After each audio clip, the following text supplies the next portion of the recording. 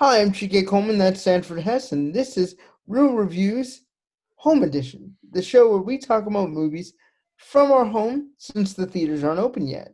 And this week, we are going to be talking about two films that are, again, the epitome of summer, or at least from my summer experience. Now, first, I want to take you all to the summer of 1994. That is the summer that everything happened for me. 1994, Bill Clinton was in office. You had all the 1994 fashion. Madonna was in vogue. But also in 1994, a movie came out that, while it didn't start the superhero genre, it tried to enliven it. And that is the film The Shadow, starring a very young, a very dapper, and much less abusive Alec Baldwin. Um, as Lamont Cranston, a well tragic World War II hero that comes back from war. But you know what? I'm explaining the plot when it's actually Sanford's turn to explain why The Shadow, the movie I hinted at last week, is uh, so unique in the pantheon of superhero films. Because it is a summer thing after all. Go ahead, Sanford. All right. Well, I'm not sure I can hit the uniqueness part, but I will definitely talk about the film. So you Mm-hmm. alluded to it. The film opens with a scene in somewhere in like Afghanistan. The poppy fields are going on. And in a great little opening scene, a warlord is sitting in his lair with his people all around, and someone comes in to threaten him. Well, soon the person who's threatening has one of his advisors by the neck, and he's got a knife to his throat, and he's threatening to kill him unless the warlord lets him leave. And the warlord's answer to his henchmen is shoot through him. So we're introduced to this very, very nasty character of the warlord who has no problem with putting to death somebody he respects so much, like this advisor. Well, we soon then are transported that the warlord is plagued by nighttime visions, and he winds up leaving his he winds up leaving his or being captured kidnapped from his lair, Kidnapped. yeah, and taken to a master who trains him in the ways of clouding men's minds. So after that kind of weird intro to, and by the way, the warlord is, of course, Alec Baldwin, Lamont Cranston. We are then thrown into, so many years later, he is now back in New York, and he is the Shadow. Well, in fact, he's Lamont Cranston also. So by day, he's sort of this dapper billionaire, millionaire guy. We don't really know what he does. But when he wants to, he puts on a fake nose and goes to fight crime as the Shadow. And as the Shadow, he has the ability to cloud men's minds so that they do not see him. Well, the movie kind of moves forward from there with a couple of set pieces where we see how he fights crime, but all of a sudden we're introduced to a new character, which is Shirwan Khan, a distant descendant of Genghis Khan, who has come to New York to seek out the Shadow because he received training from the same master as Alec Baldwin. And from that point forward, the movie sort of circulates around these two characters who interact with each other and have, there's various henchmen and fights. But ultimately, it comes down to a showdown between the two. Now, at the same time, there's a subplot where Alec Baldwin meets a woman who is unique in that she can read his mind. And through her telepathy, she sees the darkness that twists his soul and understands that he is the Shadow. So, the movie winds up with a sort of a big fight scene between the two guys. Ultimately, the Shadow is victorious. I'm not giving too much away because this is sort of a superhero movie.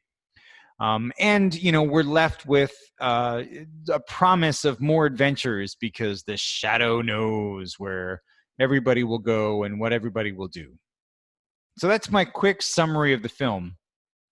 I Okay. think it's interesting that you alluded to the superhero aspect. So certainly this was not the first superhero movie. That I would say was either the Christopher. I mean, well, there were many superhero movies, but either the Christopher Reeve Superman movie or Yes. the Michael Keaton Batman movie. Both of, and I think at least on the Batman movie, probably at least two of them had come out by this point. So Yeah. the shadow though is a different one. It has a different vibe, and I think it alludes back to a little bit more of the 1930s, 1940s sort of nostalgia. Everybody is wearing these great outfits, and there's these great cars and all that. It has this sort of classic vibe to it. And also, everybody is very dapper. I mean, Alec Baldwin gets up in the morning, shaves, does his hair, puts on a suit. Mhm. Penelope Ann Miller, when she wakes up, is all made up and wearing a nice dress. Mhm. So it really it's not quite a superhero movie in the same vein as some of the other ones where there's lots of fighting.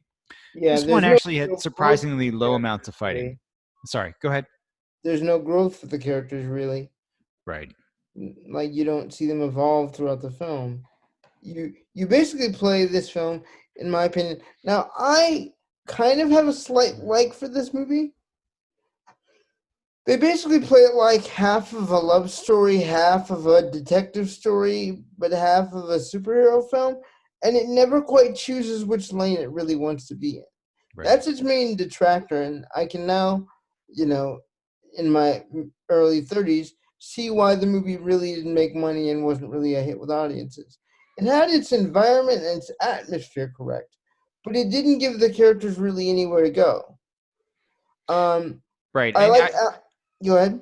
focusing on the shadow for a second. I mean, there's almost an opportunity for growth in there because that I would say probably the thing I liked best about this movie was the tortured nature of his character. I mean, here's somebody who has these horrible events in his past that are alluded to, and then even the girl through her telepathy bond with him is able to see them. Hmm. Um, he was a horrible person, and Yeah. I really dug the tortured nature of his character, but where he had the opportunity to sort of get past that or use that in some way to improve his crime fighting. You're right, he doesn't really change, and he ends the movie pretty much the same as he started. I mean, he does do this thing that is kind of unique to other superhero films is that he gets a bunch of volunteers, people who he saved in the past, to assist him in other ways as he's solving new crimes that occur around the city. And that's a little unique aspect because you got a guy in the mailroom, you got a guy who's doing a taxi service job for him, you got a guy who's doing translations for him that he saved very recently at that point. So he's got a little bit of a community. um, I started asking myself this question at the end of the film: if Indiana Jones and the Last Crusade made money, why did this not make money? You still had a very attractive lead. You had a beautiful girl. You had source material for ages to play off of to do future sequels with.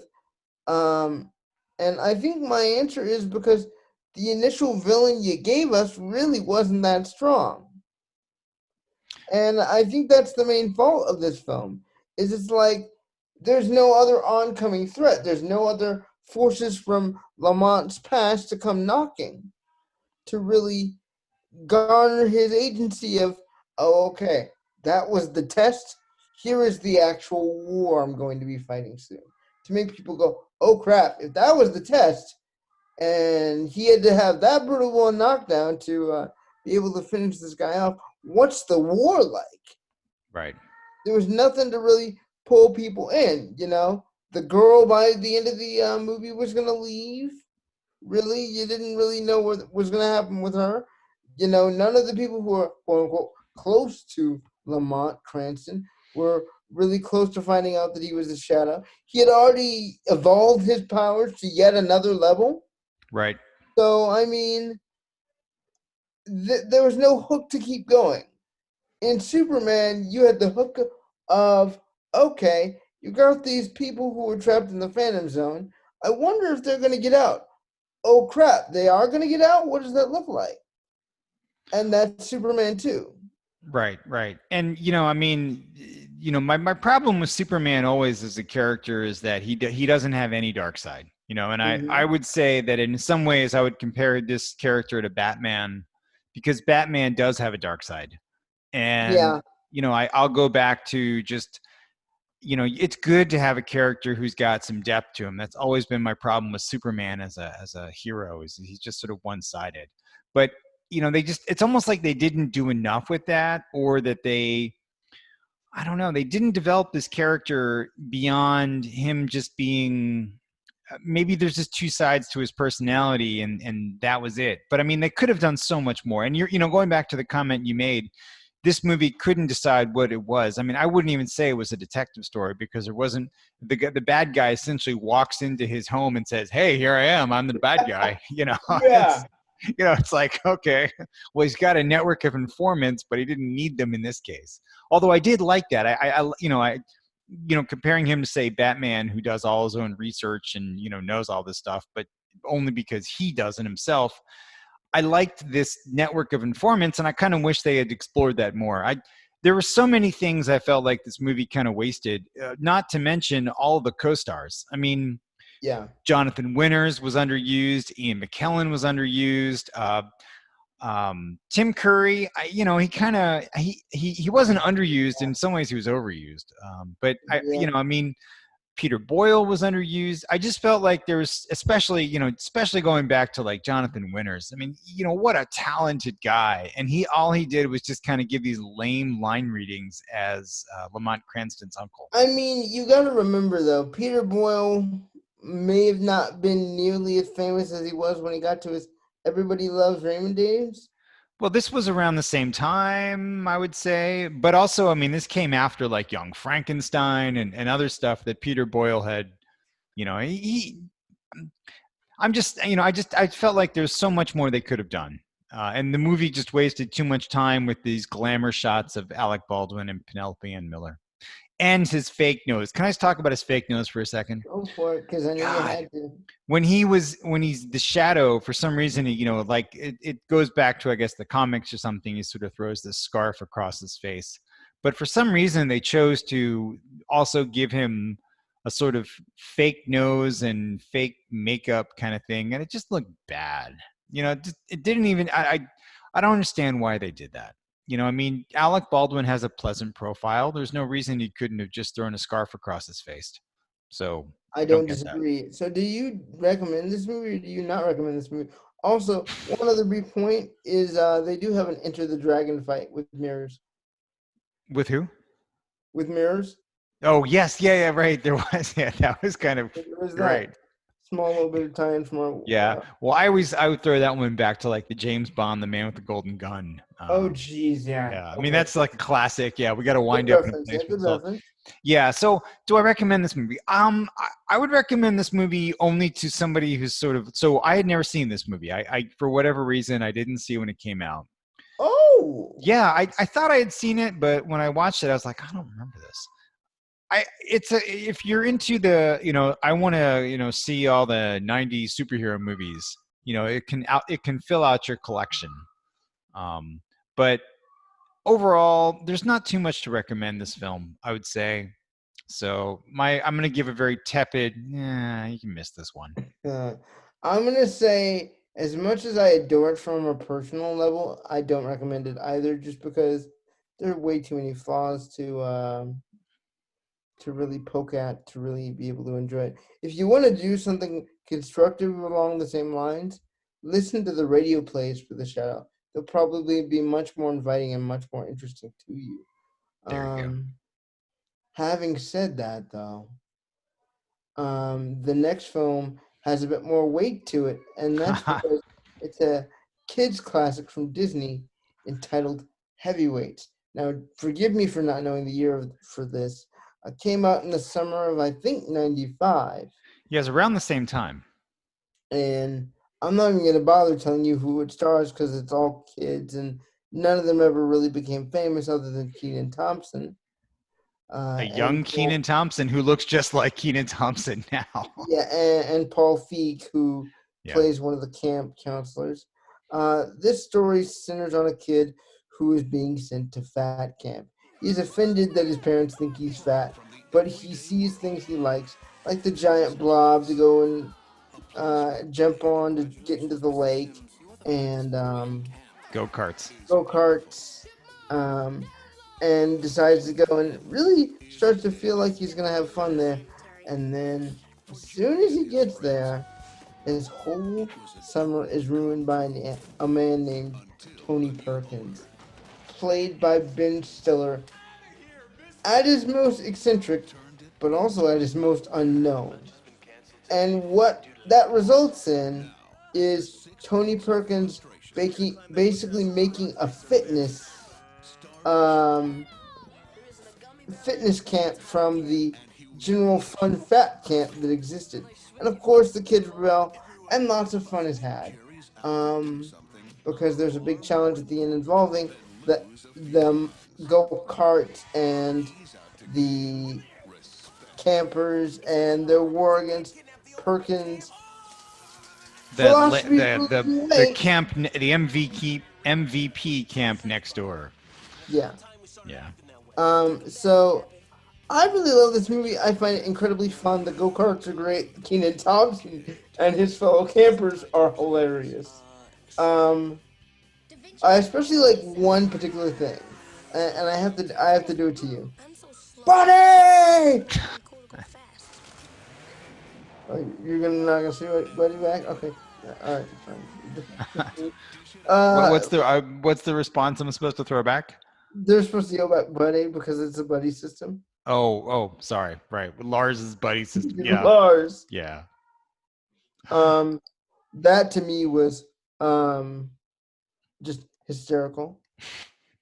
Hysterical all the time. Just listening to him try to charm Nurse Julie and Yeah, lose out you on. never mentioned the subplot with the attractive nurse who. I don't. I feel like that's a bit Me Too at this point. Yeah. Okay. So I'll just say this in short order. There's an attractive nurse that joins the camp that basically the main camp manager guy that's not really the owner but has been to the camp since he was a kid wants to date, and then there's another guy who's skinny who used to be fat named Tim who really wants to date her also, and so does the Switzerland Arnold Schwarzenegger like Lars, and it's a small little bit of a thing. I wouldn't say it's a total Me Too thing because I mean, seriously, she has a character. She has her own opinions. She feels strongly about not liking Ben Stiller, and she ultimately sort of chooses Pat, the longtime camper. I would say she's not one of just the one dimensional, cute girl who the guys lust after. She's actually she's a character. You know. She's very smart, very capable. Something you wouldn't necessarily find in a '90s movie. That's right. That's right. I mean, she's a little bit breaks the mold on that one because, she had scenes where she was just where she was more than just a love interest. So, what did you think of this movie? Knowing that I love it, you can crap on it all you want. Go ahead.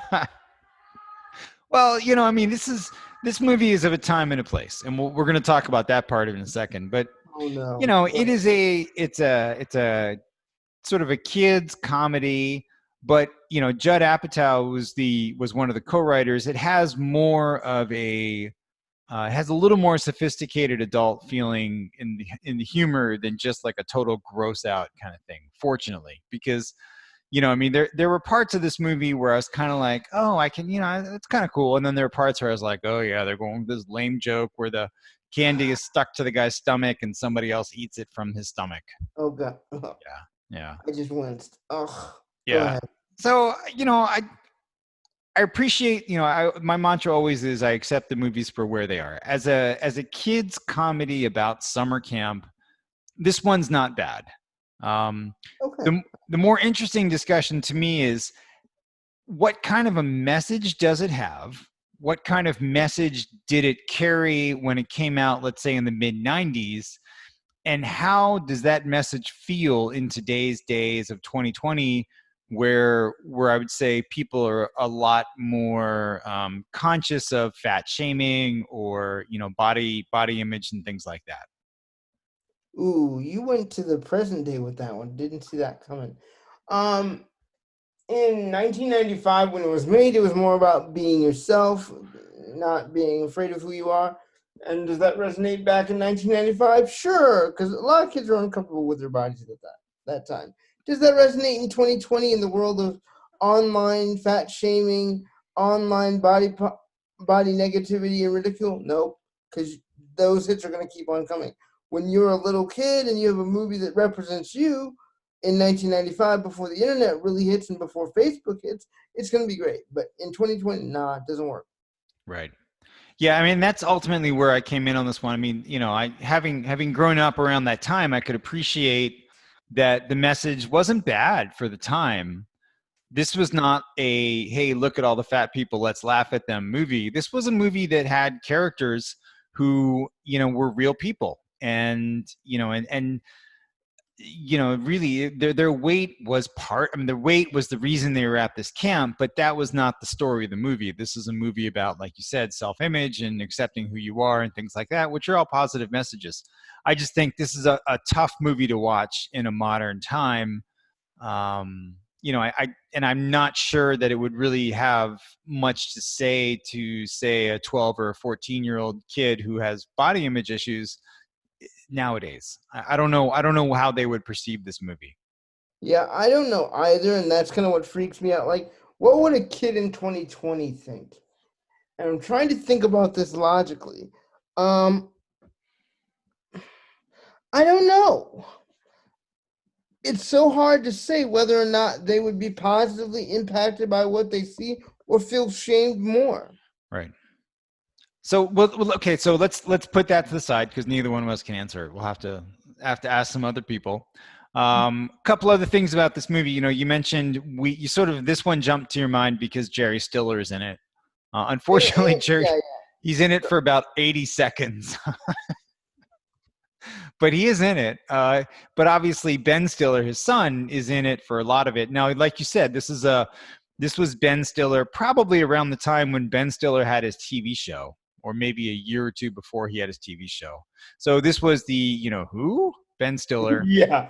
Yeah. Who? To me, his character it reminded me a lot of his character in Dodgeball, where and Oh yeah. he does it really well. This angry person who's gone through some kind of a personal awakening or whatever, but has decided that instead of being a better person, he's going to be a really bad person to everybody else. That's just the way he deals with it. And so Ben Stiller is really great in this role. And actually, I like him as the bad guy more than I like him as the good guy. For example, we recently watched Something About Mary. Oh wow. Yeah, and I What was mean, that? Wait. Who did you watch it with? I watched it with my wife and my son. I really want to know how that bathroom scene went. Oh, Cause it's a classic, always. Yeah. okay.